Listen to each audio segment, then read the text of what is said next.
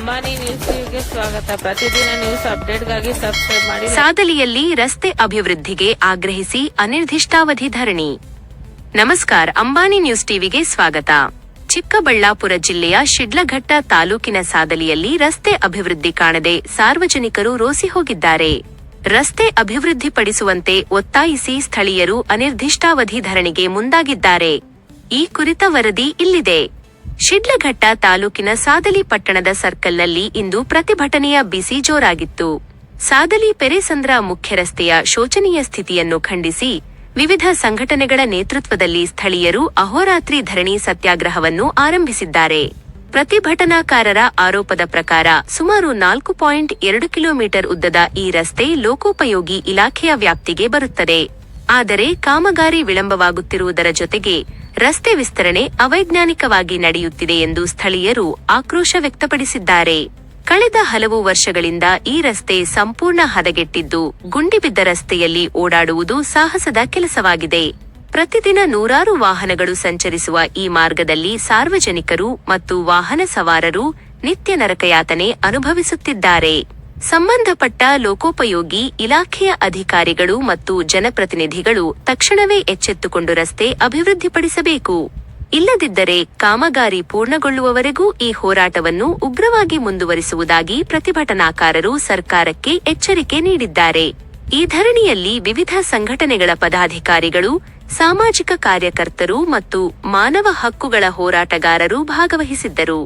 ಈ ಸಂದರ್ಭದಲ್ಲಿ ಚಿಕ್ಕಬಳ್ಳಾಪುರ ಜಿಲ್ಲಾ ಸ್ವಯಂ ಸೇವಕ ನರಸಿಂಹಮೂರ್ತಿ ಹಾಗೂ ಆಲ್ ಇಂಡಿಯಾ ಬಹುಜನ ಸಮಾಜ ಪಾರ್ಟಿಯ ಜಿಲ್ಲಾ ಉಪಾಧ್ಯಕ್ಷ ಸುರೇಶ್ ಸೇರಿದಂತೆ ಹಲವರು ಉಪಸ್ಥಿತರಿದ್ದರು.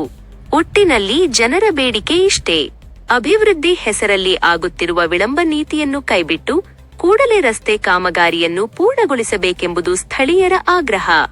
ಅಂಬಾನಿ ನ್ಯೂಸ್, ಶಿಡ್ಲಘಟ್ಟ. ಮಾಡಿಲ್ಲ ಅವೈಜ್ಞಾನಿಕ ವಿದ್ಯುತ್ ಕಂಬಗಳನ್ನ ಏನು ವೈಜ್ಞಾನಿಕವಾಗಿ ಮಾಡಿಲ್ಲ, ಅವರು ಅವೈಜ್ಞಾನಿಕವಾಗಿ ಮಾಡಿದ್ದಾರೆ. ಮತ್ತೇನು ಈ ಒಂದು ಏನು ಕಾಂಕ್ರೀಟ್ ರಸ್ತೆ ಉಳ್ಕೊಂಡಿದೆ, ಅದರಲ್ಲಿ 2 ಕಟ್ಟಡಗಳ ಮಧ್ಯೆ ಅಲ್ಲಿ ಹೋಗ್ತಾ ಇರ್ತಕ್ಕಂಥ ಹಾದು ಹೋಗುವಂತ ಚರಂಡಿನ ಅವರು ಪೆಂಡಿಂಗ್ ಇಟ್ಟು ಹಾಗೆ ರಸ್ತೆ ಕಾಂಕ್ರೀಟ್ ಮಾಡ್ತಾ ಇದ್ದಾರೆ. ಇದಂತೂ ತುಂಬಾ ಅನ್ಯಾಯ. ಹಾಗಾಗಿ ಆ ಅನ್ಯಾಯವನ್ನ ನಾವು ಖಂಡಿಸೋದಕ್ಕೋಸ್ಕರನೇ ನಾವು ಇವತ್ತು ಇಲ್ಲಿ ಧರಣಿ ಸತ್ಯಾಗ್ರಹವನ್ನು ಇಟ್ಕೊಂಡಿದ್ವಿ. ಇಂತ ಅಪೂರ್ಣ ಮತ್ತು ಅವೈಜ್ಞಾನಿಕ ಕಾಮಗಾರಿಯಿಂದ ಯಾರನ್ನು ಓಲೈಸೋದಕ್ಕೋಸ್ಕರ ಮಾಡ್ತಾ ಇದ್ದೀವಿ. ಇದು ನನಗೆ ಗೊತ್ತಾದ ಮಟ್ಟಿಗೆ ಇಲ್ಲಿ ಪ್ರಭಾವಿ ವ್ಯಕ್ತಿಗಳು ಮತ್ತು ನನಗೆ ಗೊತ್ತಾದ ಮಟ್ಟಿಗೆ ಕಟ್ಟಡ ಮಾಲೀಕರ ಓಲೈಕೆಯಿಂದ ಇದು ಈ ತರ ಅವೈಜ್ಞಾನಿಕ ಕೆಲಸ ಮಾಡ್ತಾ ಇದ್ದಾರೆ ಅಂತ ನಮ್ಗೆ ಗೊತ್ತಾಗ್ತಾ ಇದೆ ಸರ್. ನಮಸ್ಕಾರ, ನನ್ನ ಹೆಸರು ನರಸಿಂಹಮೂರ್ತಿ ಅಂತ, ಸಾಮಾಜಿಕ ಕಾರ್ಯಕರ್ತರು ಹಾಗೂ ಮಾನವ ಹಕ್ಕುಗಳ ಹೋರಾಟಗಾರರು, ಚಿಕ್ಕಬಳ್ಳಾಪುರ ಜಿಲ್ಲೆ ಸ್ವಯಂ ಸೇವಕರು. ಈ ದಿನ ನಾವು ಚಿಕ್ಕಬಳ್ಳಾಪುರ ಜಿಲ್ಲೆಯ ಶಿಡ್ಲಘಟ್ಟ ವಿಧಾನಸಭಾ ಕ್ಷೇತ್ರ ವ್ಯಾಪ್ತಿಯ ಈ ಸಾದಲಿ ಪೇರಸಂದ್ರ ವ್ಯಾಪ್ತಿಗೆ ಬರ್ತಕ್ಕಂಥ ಲೋಕೋಪಯೋಗಿ ಇಲಾಖೆಯ ಜಿಲ್ಲಾ ಮುಖ್ಯ ರಸ್ತೆಗೆ ಸಂಬಂಧಪಟ್ಟಂತೆ ಏನು 4.20 ಕಿಲೋಮೀಟರ್ ಏನು ಕಾಮಗಾರಿ ಒಂದು ಕೆಲಸ ಕಳೆದ ವರ್ಷದಿಂದ 2 ವರ್ಷದಿಂದಲೂ ಕಾಮಗಾರಿಯನ್ನ ಏನು ಶುರು ಮಾಡಿದ್ರು.